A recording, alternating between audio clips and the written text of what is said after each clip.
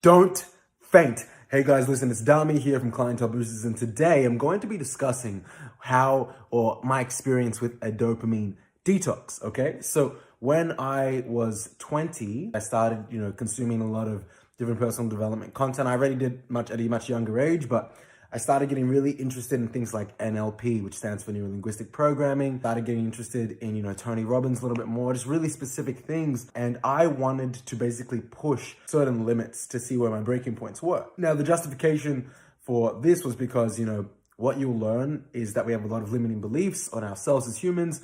I can't do this because when I was younger, I didn't do that. Sometimes we have a lot of these inbuilt beliefs that hold us back from doing things. Now, how does that relate to a dopamine detox? Basically, during COVID, I was watching a variety of dopamine, no-fap videos, just trying to learn about self-control and things like that.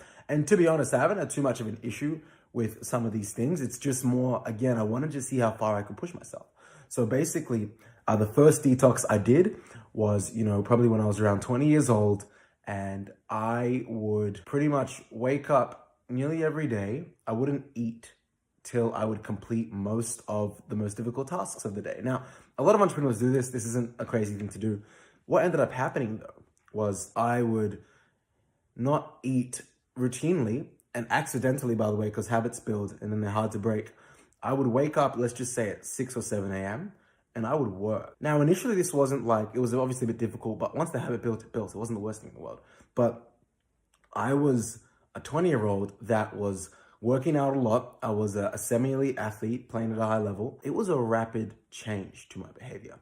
And the work rate that I had was increasing. So because I was I'm putting out so much more work and it's during COVID, I was reading on average, maybe one book every 7 to 8 days. I was smashing through maybe one full online course per week. So I was consuming, 3 to 4 hours of a course per day, plus, making cold calls, plus doing a ton of other tasks. And what happened was at the end of that dopamine detox, I actually got intense vertigo. That was my first detox. Hey guys, listen, if you're enjoying the content, then I'd really appreciate if you could share this with a friend and get the word out there. I put a lot of work into these videos, and it would mean a lot to me and the CB team. So yep, share it around with your friends, guys. Thank you, much love. Back to the video. Dopamine detox. The second detox that I did was the year after, when I moved out. So I moved out of my parents' house. I was 21, and I did a detox. And this detox, I said, I'm not gonna but I'm not gonna have any relations with women. So no girls. I didn't listen to music as well, so I canceled music out. Now you're probably thinking, Donnie, how do you cancel out music? All I'm doing for 2.5 months is just head down, hustling, sending out proposals, driving to different restaurants, driving to different people to pitch. It was interesting because especially the music and the women thing, and I wasn't sleeping much. I was averaging probably 4 hours, 4.5 hours max. Not max, but 4 to 6 hours a night. And I'm 21 at this time. Very bad for my brain, especially at that age when you're developing. At the end of the detox, guys, first of all, I'll tell you this. When you don't listen to music intentionally for 2.5 months, you appreciate music so much. I remember the first song that I listened to was Pharrell Williams. Oh, that's all I wanna do is show that you are really special. So I listened to that song and I nearly cried, guys. I'm not a super emotional person. I nearly cried listening to that song because it was so wow, music is so beautiful. Now, after I listened to music and I started to get my senses back, by the second, third day after that detox, guys, I got so sick. I was throwing up 8, 9 times a day. It was insane.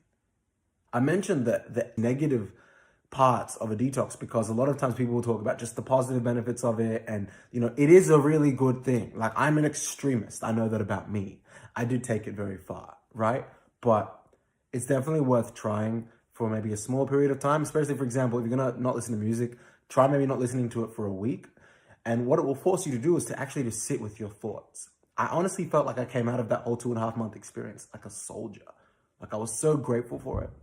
So yeah, those are my experiences with dopamine detoxes. Great learning experience. I think everyone should do it, maybe within a confine that works for them. Not everyone needs to necessarily do it for 3 months where they're, restricting certain things, but also some people might, and it might benefit them a lot.